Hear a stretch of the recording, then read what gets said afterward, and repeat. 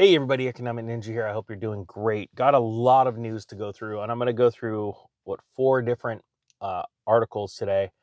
Lots of things happening in the news, and I think it's very important to understand where we are because as you see these headlines come out, and I want to do a story about AMC because it's a 1 year anniversary from when I did a video on AMC. Got completely hammered on that video when I said beware of share delusion, and the market, the economy just can't handle, spending exorbitant rates at a theater chain. And since then, I was checking the charts out that stock is down 70% since I did the video. And it's true, they cannot fill those seats. And there's stories out there like how they're coming up with clever ways to, get people to come in with, incentives like free popcorn and things like that. But the consumer is absolutely tapped out. And we are getting the economy is crashing right now, and I know you see it. Most people do not see it. You are rare. If you understand what a crash looks like, that it doesn't, happen all in one day. It's not that you turn on the news and, oh yeah, everything's done. Um, everything's losing its value. Everyone stops spending in one day. It's a slow motion train wreck. And so as I go through these stories, think about that in the back of your head as we're continually getting ready for harder times, but I don't want them to be hard. When you have a savings account set up, you're out of debt or you're getting out of debt, and you've got savings set aside, getting ready to pounce on these super cheap asset prices. That's the story here. That's what we need to focus on, right? All I'm doing is showing you the news, the information out there, on the headlines, essentially, right, showing you the narrative, the truth behind what is being said at the White House. They're saying that the economy is strong. All right, here we go. US to test shots against bird flu outbreak. The government is looking into right now, the Biden administration is looking into actually vaccinating chickens. I'm gonna be honest with you, that scares the piss out of me. When they start to authorize vaccines in birds, what is that going to do to the animal? What is that going to do to us as we ingest that food? Yet one more reason why we should be preparing now with getting chickens and things like that. When you can, not everybody can, not everybody has the room.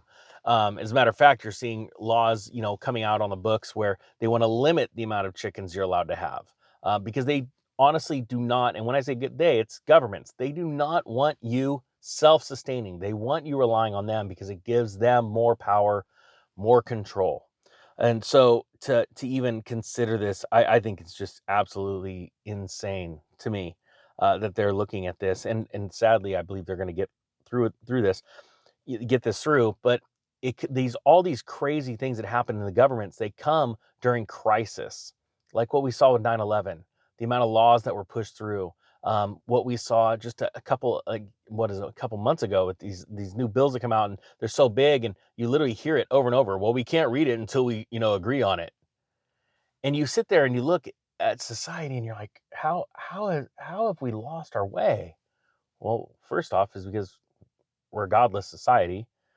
But there's it's like the mass majority of human beings in this world just want to be left alone. They just want to live a good life, the best life they can live. They want to raise their families. They want to have friends. They want to enjoy life. There's a few people in this world that want to control everybody. And that's what we need to knock down a notch. But how do you do it? And my answer is become wealthier than them. How do you become wealthy? You own things. You're not in debt. Here we literally have millions and millions of debt slaves running around the world, wanting the world to be a better place, but truly they have no choice but to be debt slaves and run to work and have to continually toil rather than create and live life.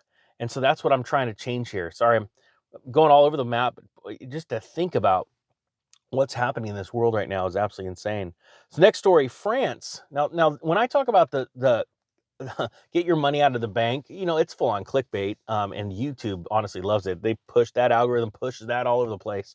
I don't think people really truly understand what the banks have in store for us. And again, it comes down to slavery, right? And people I talk to them about, diversifying your bank accounts, getting it into multiple different banks, right? Because when this system comes down in this next cycle, and it's again just a cycle, right? Banks failed in 2008. Banks failed in Greece and Cyprus. Bank in the 20 teens. Banks failed during the Great Depression.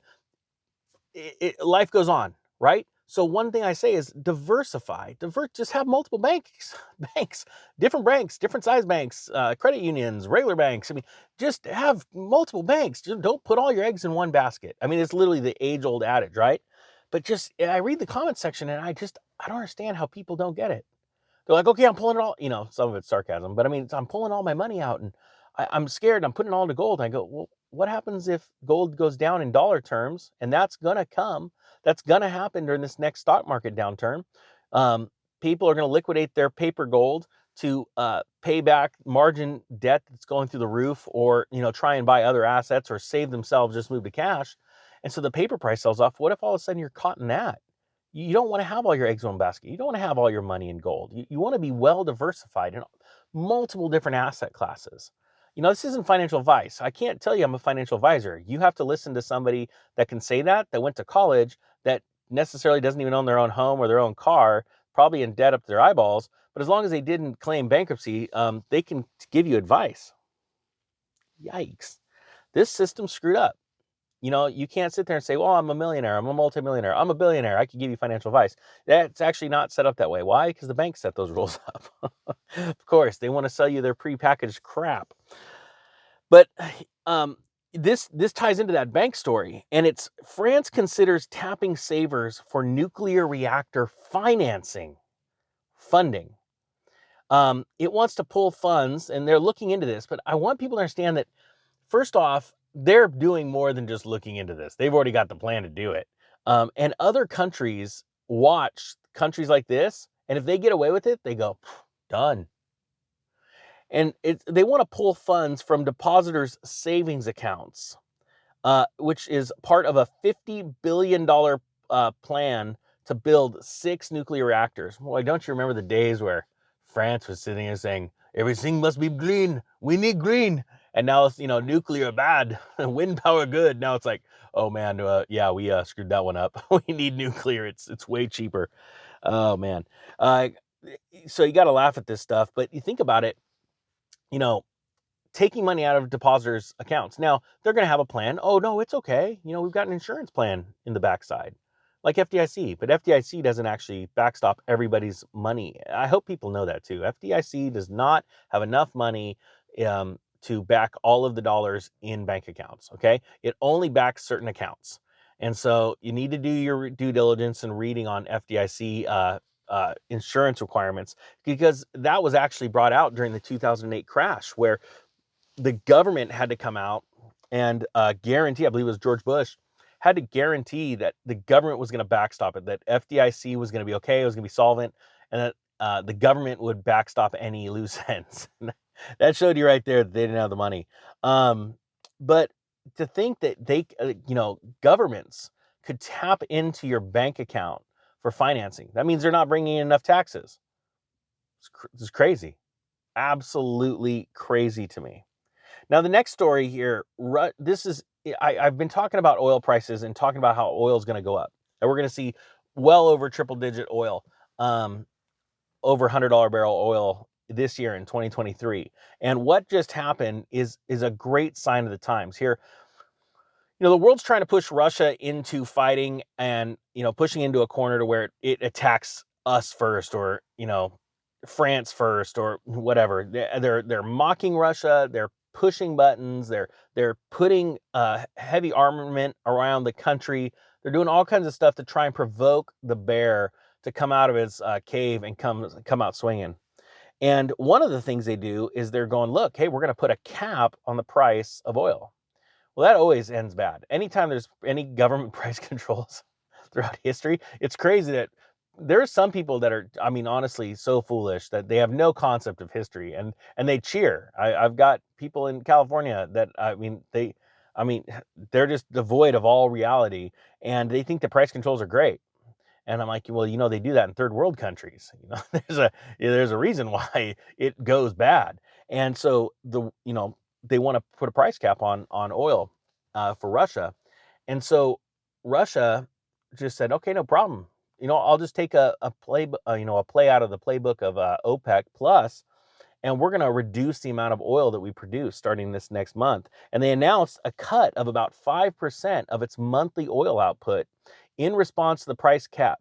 Now, this would affect approximately half of 1%, I'm sorry, 0.5%, of the world's supply, right? So very small, very small. Brent crude was up 2.5% in response to that story. And I want people to realize that this is going to be the sign. OPEC has already done this before where they've limited the amount. They do not want to sell America uh, a barrel of oil for 80 bucks. They want to sell a barrel of oil for 130 bucks. That is what they want. That's their goal. And they're not going to do it overnight because it would almost seem like an act of war, right? Or a short squeeze on our energy system.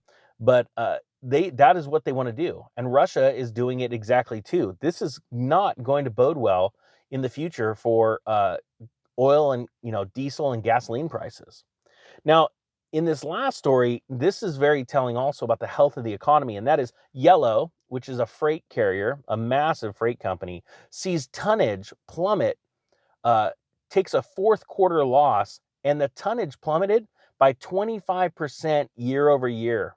And that actually also equates to down 35% on a 2-year comparison.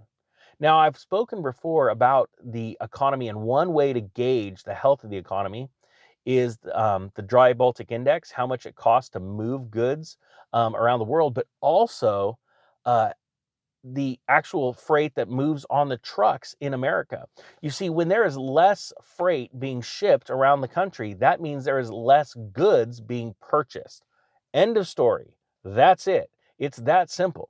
And when you see that drop, that means people are slowing their spending, which means down the road, you get more data showing that companies are selling less goods, so their earnings collapse. So this is the first sign, usually on the freight side. It comes dry Baltic index, then it translates to your semi trucks around the nation, falling in what they're shipping, and then you see layoffs in both of those types of shipping, right? Then what happens is a quarter or two down the road, you see the earnings reports coming out from the companies that ship goods. One great example is Amazon. And you see them start to lose in their earnings, right? As they lose in their earnings, then a quarter later, you see the layoffs. But right now, you're actually already seeing the layoffs. So, Amazon just announced another round of layoffs. Companies are getting more strict with their hiring practices. They're using a lot more artificial intelligence, things like that. And people need to realize that as this happens, it is this slow moving, this roller coaster, like I've talked before, going up and cresting. We're at the point now where we have just passed halfway. The train was halfway on either side, even though the front car is looking straight down into the abyss. The backside of that train car, the weight is holding it, but now we've passed it, and now it's going to start accelerating. 2023 is going to be that year where you are going to see massive deluge of information proving that we are in collapse. And I do not believe that the Federal Reserve is done raising rates. I think it's going to keep raising rates this year. I do believe it will halt by the end of the year. But even that is going to continue the fire. They're not going to just turn around and drop rates. They're not going to pivot like people think. They've never done it except for once. They did it in a 30-day period. That was because Donald Trump was literally lighting fire under their tail. Guys, I hope you got something out of this. I mean, the facts are the economy is hurting really bad. And thank you to everybody that checked that they were unsubscribed, and that really helped a lot. There's a lot of people that were unsubscribed. If you haven't checked, if you could, that'd be great. Guys, I thank you so much for watching. The Economic Ninja is out.